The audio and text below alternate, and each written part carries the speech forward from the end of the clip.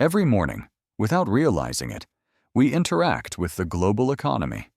You wake up, you grab your phone, you scroll, you order coffee, you check messages, and all of it happens through objects that quietly tell the same story.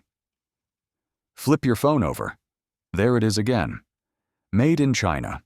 It looks simple, neutral, almost boring. But behind those three words lies a system so complex that most people, even governments, struggle to fully understand it. Because made in China doesn't describe power. It describes location. And those two things are very different. Let's ask a very basic question. If China makes everything, why aren't Chinese companies the richest companies in the world?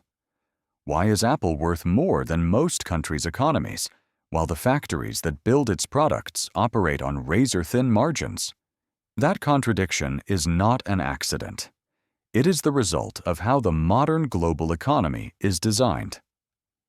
Imagine the journey of a single iPhone, not as a product, but as a story. The story begins in California. In a clean, quiet office, engineers and designers argue over details no customer will ever consciously notice. The curve of the glass, the resistance of a button, the animation speed of a swipe. Months, sometimes years, are spent before a single physical object exists. At this stage, no factory is involved, no assembly line. Yet this is where most of the value is already being created. Then comes the invisible phase. Patents are filed, supply contracts are negotiated, marketing strategies are drafted. This is where power lives, because whoever controls, the patents, the standards, the operating system controls the product, even if they never touch it. By the time physical production begins, the game is already mostly decided. Now the parts begin to move. Chips from Taiwan, displays from South Korea, sensors from Japan, memory from multiple countries. These components travel thousands of kilometers to arrive at massive factories in China. Here, tens of thousands of workers operate with incredible precision. Phones are assembled in minutes. Quality is checked. Boxes are sealed. This stage looks impressive. It looks industrial. It looks powerful.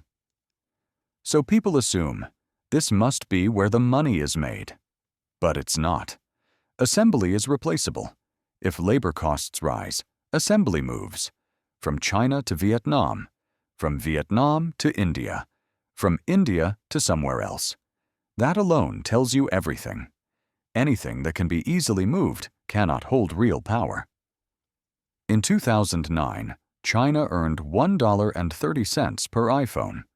Not because China was inefficient, but because assembly has almost no leverage. China didn't set the price. China didn't own the design. China didn't control the ecosystem. China simply executed, perfectly, cheaply, at massive scale. So why does the label feel deceptive? Because humans instinctively associate visibility with importance. Factories are visible. Smoke, machines, workers, warehouses, design, software, branding. Those are invisible.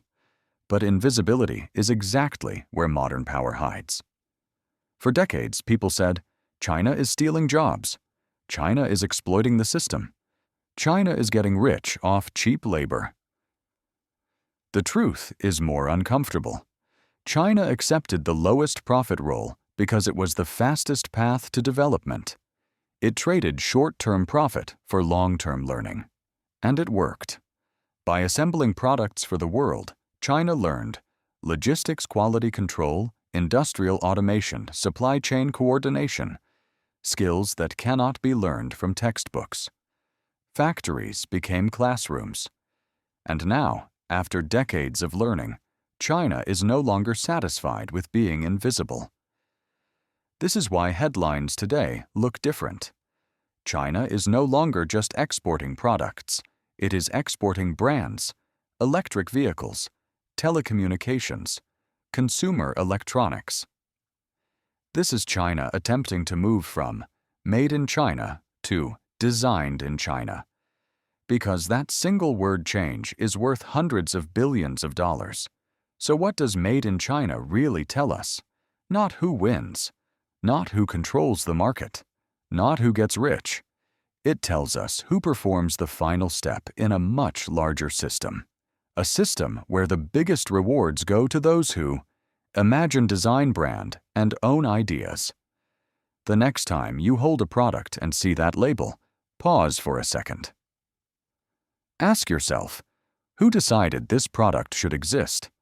Who owns the idea behind it? Who controls the story people believe about it?